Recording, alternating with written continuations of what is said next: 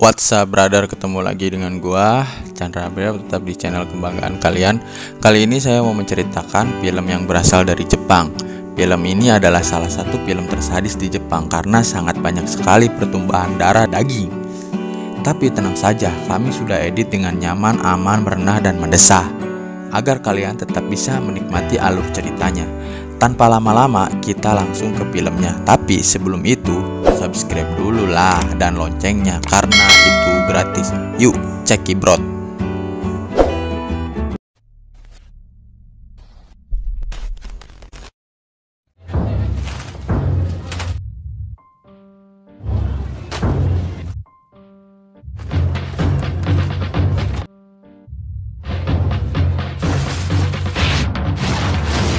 Film ini menceritakan seorang pria, Samoto. Dia adalah seorang kepala rumah tangga yang tidak tegas, pemalu, tidak keras, lemah syahwat, dan terkesan mengalah terhadap segala sesuatu hal. Ini Mitsuko, anaknya, dan ini Taiko, istrinya. Taiko ini adalah istri keduanya setelah ibu pertamanya Mitsuko meninggal dunia. Dan Taiko selalu terlihat murung seperti ini karena hubungannya dengan Mitsuko, anak tirinya, sangat tidak baik. Samoto sendiri memiliki toko kecil yang sangat sederhana dan sesehari dia hanya mencari uang dari toko ikan kecilnya tersebut. Pada adegan ini mereka sedang makan malam bersama, namun bisa disimpulkan bahwa hubungan ketiganya kurang terjalin baik dan itu menandakan keluarga mereka kurang harmonis.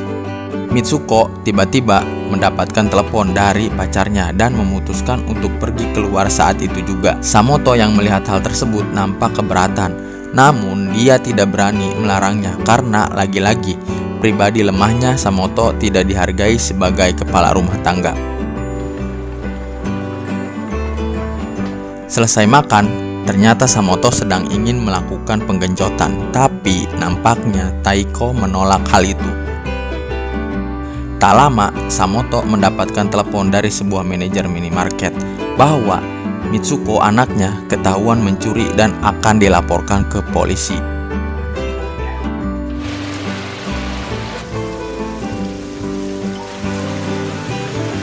Tiba di sana, Taiko dan Samoto langsung meminta maaf dan memohon agar masalah ini tidak diperpanjang ke polisi.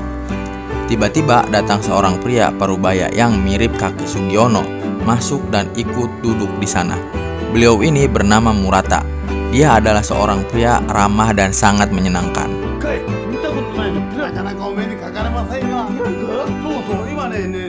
Murata adalah saksi atas pencurian Mitsuko. Murata memberi pengertian kepada Pak Manajer untuk tidak memperpanjang masalah ini.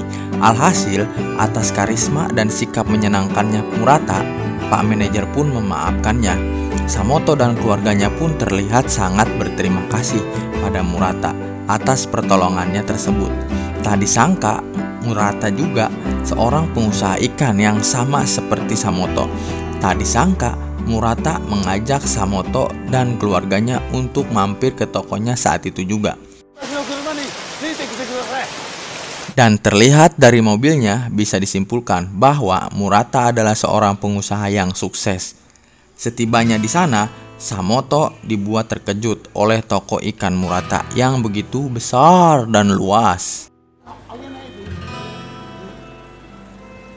Murata pun memperkenalkan istrinya yang bernama Aiko kepada mereka semua.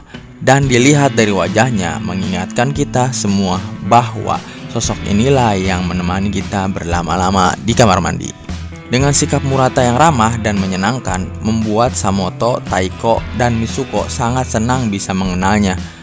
Murata pun dengan senang menawarkan Mitsuko, anaknya, untuk bekerja di toko ikannya. Tentu saja hal tersebut membuat Samoto senang. Saat melihat senyuman istri dan anaknya, Samoto pun sedikit berharap mungkin inilah saat keharmonisan keluarganya akan kembali terjalin dengan erat. Esok harinya mereka kembali ke tempat Murata untuk mengantarkan anaknya Mitsuko bekerja di toko ikan milik Murata. Samoto pun izin pulang duluan karena untuk menguruskan toko ikannya tersebut. Taiko, istrinya, disuruh menunggu di kantor karena ada yang harus dibicarakan oleh Murata. Tak lama, Murata pun muncul. Mereka pun mengobrol dan membicarakan keharmonisan keluarga yang dialami Taiko. Bahwa Mitsuko tidak menyukai dirinya karena dirinya adalah ibu tiri. Dengan karisma yang dimilikinya, Murata mencoba memberikan pengertian kepada Taiko, bersikap sabar dan tenang saat menghadapi Mitsuko, dan perlakukan juga Samoto suaminya dengan lebih menyenangkan. Tak diduga, Murata mulai menunjukkan sifat aslinya, di mana dia mulai meraba Taiko dan mulai melakukan penggencotan kasar kepada dirinya, dengan tujuan untuk memberi sebuah panduan bangsat, dengan tujuan memberinya panduan agar Taiko bisa lebih bersikap baik dan menyenangkan terhadap suaminya Samoto. Dan yang menganjingkannya adalah Taiko hanya berdiam saja ketika diperlakukan seperti itu, dan terjadilah penggencotan.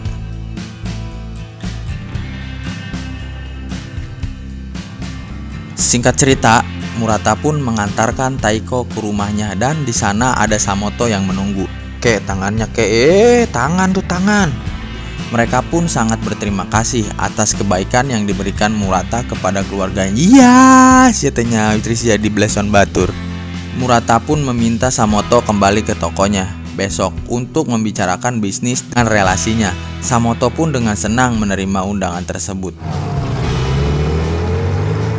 Saat di dalam, dikejutkan dengan sikap agresif dan romantis yang ditunjukkan Taiko. Samoto pun terlihat senang dengan perubahan sikap Taiko tersebut.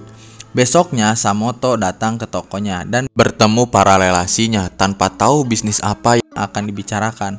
Samoto pun dibujuk Murata untuk meeting bersamanya dan disuruh bersikap sebagai sebagian orangnya Murata. Di meeting tersebut terjadi perselisihan antara Murata dan relasinya, yang intinya relasinya tidak setuju dengan keputusan yang diambil Murata.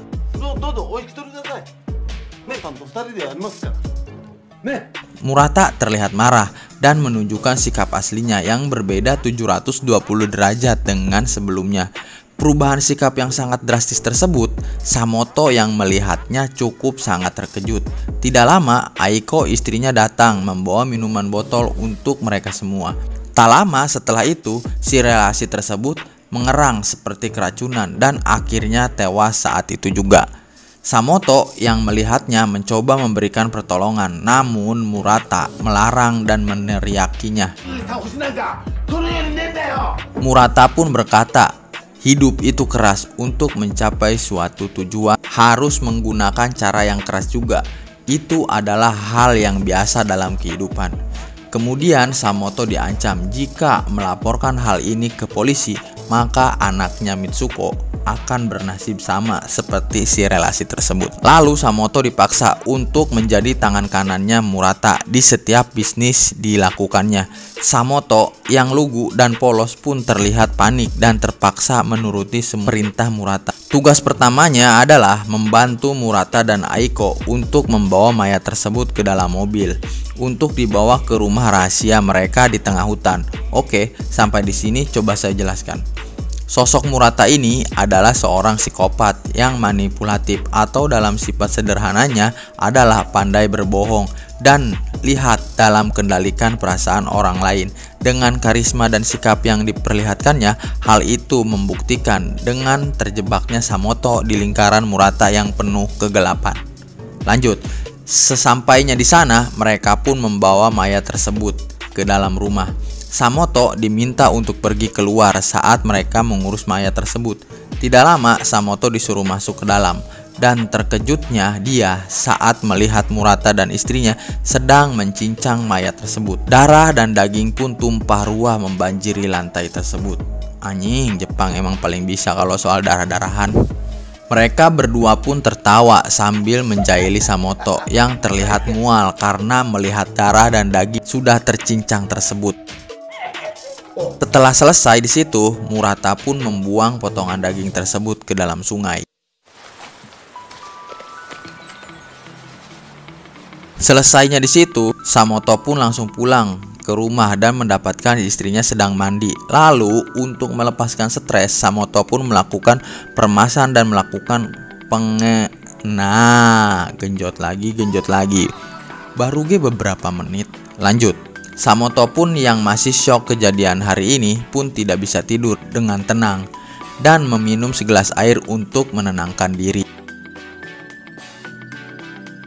Esok harinya, dia kembali ke tempat Murata untuk memeriksa keadaan Mitsuko. Namun dirinya diajak untuk bertemu seseorang, Mr. Tutsui.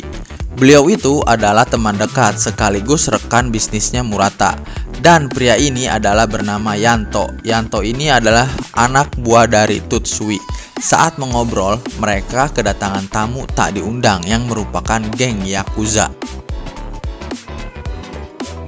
Ternyata mereka datang ke situ untuk menanyakan saudaranya yang menghilang, dan saudaranya itu adalah orang yang sudah Murata bunuh kemarin. Di sini kita bisa melihat cara psikopat menyelesaikan masalahnya.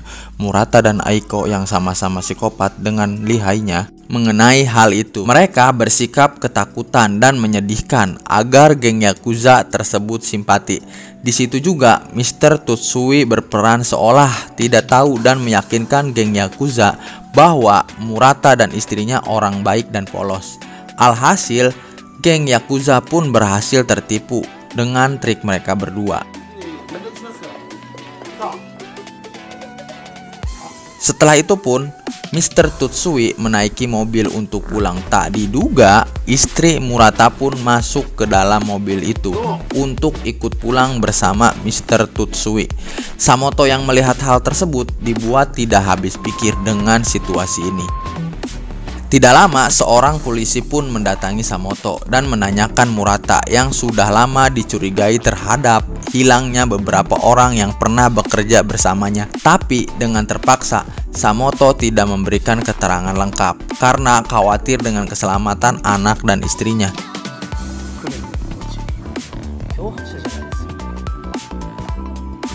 Di sisi lain, Mr. Tutsui dan Aiko sampai di rumahnya untuk bersenang-senang.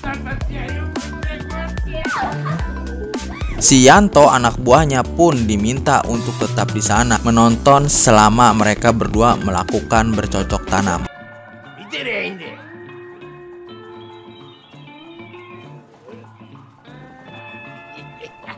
Tentu hal itu membuat Yanto siap siaga dan siap gerak untuk menjalankan tugasnya.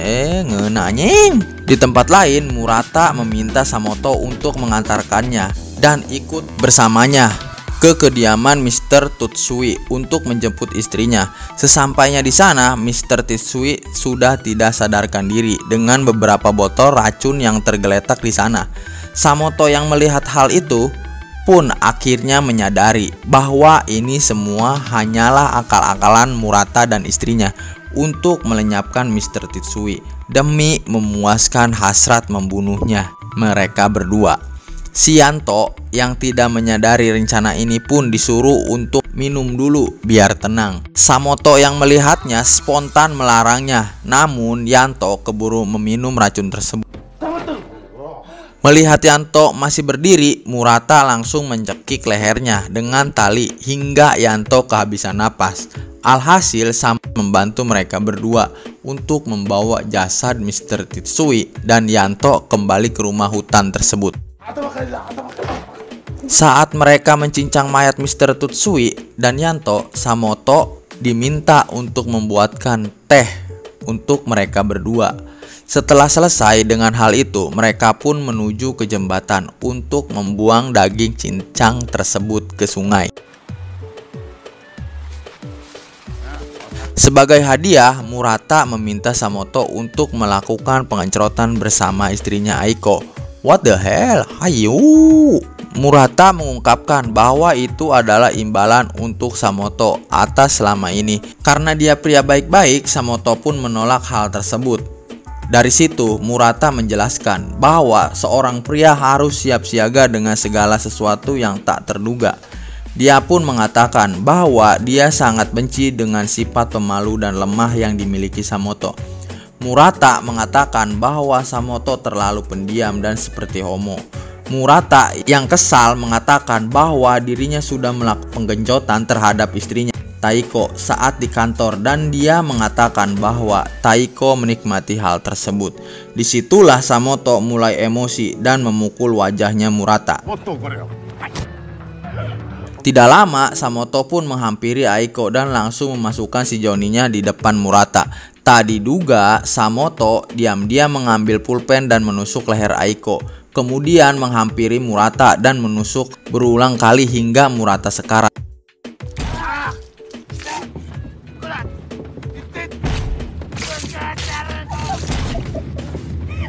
Dan anehnya, Aiko malah tertawa melihat hal tersebut. Dan bisa disimpulkan bahwa bukan saja doyan membunuh, Aiko juga memiliki kelainan di mana dia akan merasa sangat senang saat merasakan sakit dan melihat orang lain kesakitan. Sungguh mengejutkan, bukan? Setelah itu mereka kembali ke rumah di hutan tersebut. Kemudian Samoto meminta Aiko untuk mencincang tubuh Murata seperti dia mencincang para korbannya. Samoto mengatakan jika sekarang dirinya adalah Samoto yang baru dan Aiko adalah istrinya. Itu berarti Aiko harus menuruti semua perintahnya. Entah dengan alasan apa, Aiko pun menurut begitu saja. Tapi menurut saya, kenapa Aiko menurut begitu saja? Karena Samoto berpotensi lebih sadis dari Murata. Dan karena Murata sudah tidak ada, Aiko yang mempunyai sifat melayani menganggap Samoto sebagai tuan barunya baginya. Samoto pun pergi dari sana dan menuju toko ikan Murata untuk membawa anaknya Mitsuko pulang ke rumahnya. Dan kita bisa melihat sikap Samoto yang berubah menjadi kasar dan galak kepada Mitsuko. Tiba di rumah, Samoto menyuruh istrinya memasak untuk makan bersama. Dari sini bisa disimpulkan bahwa Samoto sudah muak dengan semuanya, mulai berontak dengan cara memaksa mereka melakukan keinginannya. Dan yang diinginkan Samoto adalah hanya ingin memiliki keluarga yang harmonis dengan makan malam bersama yang hangat dan bahagia. Namun dengan semua yang dilaluinya, sepertinya keinginannya tidak bisa terwujud karena segala sesuatu hal tidak bisa dipaksakan sesuai keinginannya. Lalu Samoto memutuskan untuk kembali ke rumah hutan tersebut. Dan di tengah perjalanan dia menelepon polisi yang mendatanginya waktu itu. Tiba di sana, Samoto langsung membunuh Aiko dan duduk di kursi dengan darah di sekujur tubuhnya. Tidak lama, polisi pun datang dan ternyata istri dan anaknya pun ikut di mobil itu. Taiko pun turun dan menghampiri Samoto untuk memeluknya. Namun ternyata ada pisau di tangannya. Alhasil Taiko pun tewas. Kemudian Samoto mendekati Mitsuko lalu mengatakan bahwa hidup itu nyeri. Kalau kamu mau hidup, kamu harus siap nyeri. Kalau tidak bisa, kamu bisa minum bodrek. Samoto pun menggorok lehernya sendiri dan tewas. Tepat di depan matanya Mitsuko. Mitsuko yang melihatnya malah tertawa dan sepertinya dia mengalami gangguan mental karena syok dengan kejadian tersebut.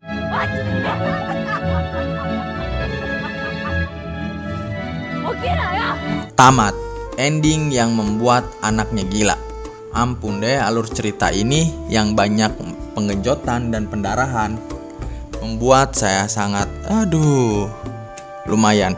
Kalian bisa follow Instagram saya, linknya ada di deskripsi. Kalau kamu mau tanya sesuatu atau request sesuatu, bisa di Instagram saya. Kalau kalian pengen lihat full movie-nya, silahkan download sendiri aja. Mudah-mudahan bisa mengerti dan menghibur video kali ini. Jangan lupa juga di subscribe dan loncengnya karena itu gratis. Jangan lupa kalau ada iklan jangan di skip. Bantu saya mendapatkan gaji di AdSense demi mengganti rokok dan kopi pas pengeditan video ini, ya kan. Ketemu lagi di next video selanjutnya. Peace and subscribe.